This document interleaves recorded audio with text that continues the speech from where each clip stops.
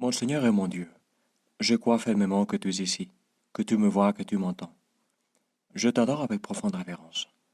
Je te demande le pardon de mes péchés et la grâce de faire avec profit ces moments de prière. Marie, ma Mère Immaculée, Saint Joseph, mon Père et Seigneur, mon ange gardien, intercédez pour moi. Si tu as lu au moins une fois chacun des évangiles, tu te seras rendu compte que les récits de la résurrection et des rencontres de Jésus avec les apôtres et les frères qui les suivaient occupent Bah, peut-être quelqu'un a fait les calculs. Mettons un 10% du texte. En tout cas, peu de choses dans l'ensemble des évangiles. Presque comme un épilogue. Sauf que cet épilogue change tout. Il oblige à faire une relecture de tout l'évangile. Eh bien, quand Saint Jean, Saint Matthieu, Saint Marc, Saint Luc ont écrit les évangiles, ils avaient déjà la certitude de la résurrection. C'est-à-dire la certitude que Jésus est Dieu, que Jésus, tu peux plus que la mort, que la vie est dans tes mains, que ma vie est dans tes mains, la vie de tous. Eh bien, les évangélistes, ils savaient déjà tout ça, mais ils devaient montrer, ou même se montrer eux-mêmes, dans le cas de Matthieu et de Jean, se montrer un procès de découvrir qui était Jésus. Et nous aussi, toi et moi, nous sommes dans ce terrain intermédiaire. De croire d'un côté que Jésus est Dieu, que Jésus est vivant, et en même temps être toujours en train de découvrir qu'est-ce que ça signifie vraiment pour moi. Parce que ce que je vois si souvent, ce que tu vois aussi, c'est ce que les apôtres voyaient sur la mer de Tibériade pendant ce soir et cette nuit dont nous parle l'évangile d'aujourd'hui. Ce qu'ils voyaient, c'est qu'ils devaient se battre contre les vents et les vagues, et que Jésus était resté derrière et qu'ils n'avaient aucune idée de comment il allait les rejoindre. Comme si souvent, ils ne comprenaient pas. Et pas parce qu'ils étaient bêtes, mais parce que Jésus, c'est pas facile de te comprendre. Ils s'embarquèrent pour gagner Capharnaüm sur l'autre rive. C'était déjà les ténèbres et Jésus n'avait pas encore rejoint les disciples. Un grand vent soufflait et la mer était agitée. Les apôtres pouvaient se dire parfaitement « Et moi, qu'est-ce que je fais là ?» Une impression que tu auras eue quelquefois dans la vie. Et moi, qu'est-ce que je fais là? Qu'est-ce que je fais là, pendu comme un saucisson? Et ils se poseraient la question, et Jésus, comment va-t-il venir? À Jésus, probablement, ils n'avaient même pas posé la question parce que ils étaient déjà habitués à se faire surprendre par lui. Mais ça ne leur empêchait pas d'avoir cette impression. Et moi, qu'est-ce que je fais là? Et en effet, Jésus va les surprendre à nouveau parce que, du coup, il apparaît en train de marcher sur la mer, comme ça. Au début, il pouvait sembler comme une autre barque qui s'approchait et quelqu'un sur la barque. Mais dès qu'il a été suffisamment près, ils se sont rendus compte qu'il n'y avait pas de barque, que tout ce qu'il y avait, c'était un homme qui venait en train de marcher sur les vagues, comme quelqu'un qui marche sur un champ. Il y a des biblistes savants qui ne peuvent pas croire que de tels miracles puissent se produire et qui voient des effets optiques, comme si Jésus était en train de marcher sur le rivage, mais en fait il semblait qu'il marchait sur la mer. Où va savoir? Mais l'Évangile nous dit ce qu'il y a. L'Évangile nous dit que Jésus marchait sur la mer et que les disciples étaient terrifiés. Comment on serait terrifié de voir son frère ou sa femme en lévitation par la maison? Et plus encore si c'était pendant la nuit, parce que la nuit fait monter toujours la température, n'est-ce pas? Mais Jésus leur dit, c'est moi, n'ayez plus peur.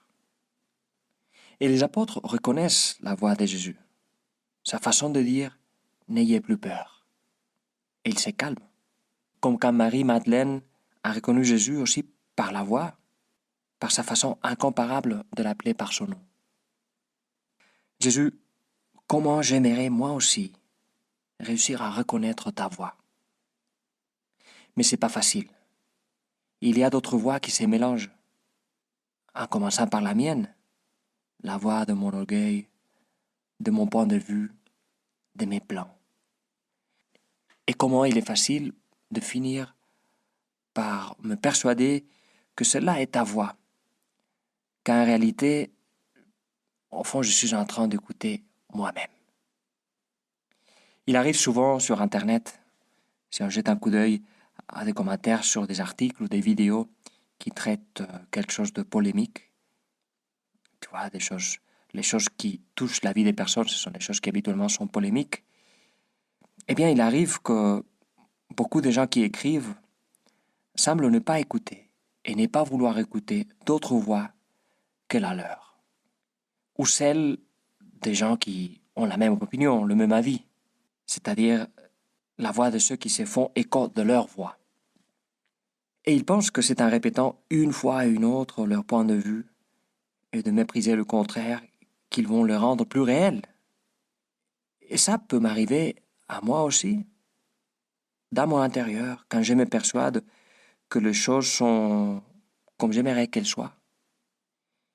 Et peut-être au lieu de penser à ce que je devrais faire pour débloquer une question, une situation, je pense plutôt que c'est la faute de quelqu'un ou du système. Et voilà. Jésus, j'aimerais reconnaître ta voix, ne pas la confondre avec la mienne. Ta voix qui me dit, n'aie plus peur, n'aie plus peur. Et qu'est-ce qui me fait craindre? Qu'est-ce qui me fait avoir peur? C'est pas de voir quelqu'un qui marche sur l'eau. Ça est arrivé aux apôtres, mais pas à toi et à moi. De quoi est-ce que nous avons peur alors? Eh bien, nous avons peur de perdre le contrôle. Nous avons peur de nous tromper. Nous avons peur que la vie nous échappe. Une fille belge a posé une fois la question au pape. Et vous, de quoi avez-vous peur? Et le pape, de moi-même. Peur? Mais regarde, dans l'évangile, Jésus répète souvent, n'ayez pas peur, n'ayez pas peur. Mais il le dit très souvent, non? Et pourquoi? Parce qu'il sait que la peur est quelque chose, je dirais, de normal. Nous avons tous peur de la vie. Nous avons peur devant les défis. Nous avons peur devant Dieu. Nous avons tous peur, tous. Mais le pape distinguait entre deux peurs, la bonne et la mauvaise peur. La bonne peur est comme la prudence. C'est un comportement prudent. Regarde, tu es faible sur ce point-ci, celui-ci et celui-là. Sois prudent et ne tombe pas. La mauvaise peur est celle dont tu parles, qui t'anéantit un peu. Elle t'anéantit, elle t'empêche d'agir. Celle-là, elle est mauvaise et il faut la chasser. La mauvaise peur. La peur de ne pas tout pouvoir maîtriser. La peur de prendre des décisions audacieuses, mais nécessaires. La peur de m'engager. Et par contre, la bonne peur. La peur de trop faire confiance à moi-même, à mes forces. La peur de tout vouloir maîtriser. La peur de n'entendre une autre voix que la mienne. Cette peur-là, elle est bonne, parce qu'elle m'amène à surmonter la mauvaise peur. Parce qu'elle m'amène à aller de l'avant, même si je ne comprends pas. Convaincu que toi, tu as le contrôle de la barque. Jusqu'au point où, regarde quel détail si curieux que Saint Jean dit comme un passant, les disciples voulaient les prendre dans la barque. Aussitôt, la barque toucha terre là où ils se rendaient. C'est que Jésus, quand tu sais que le bon moment est arrivé, les choses se mettent à leur place. La barque rejoint le port. Ce que tu me demandes à moi, c'est de faire silence dans mon intérieur, pour écouter ta voix. Tu me demandes de te faire confiance et de ne pas avoir peur. Je te remercie, mon Dieu, des bonnes résolutions, des actes d'amour et des inspirations que tu m'as communiquées dans cette méditation. Je te demande de m'aider à les mettre en pratique. Marie, ma Mère Immaculée, Saint Joseph, mon Père et Seigneur, mon ange gardien, intercédez pour moi.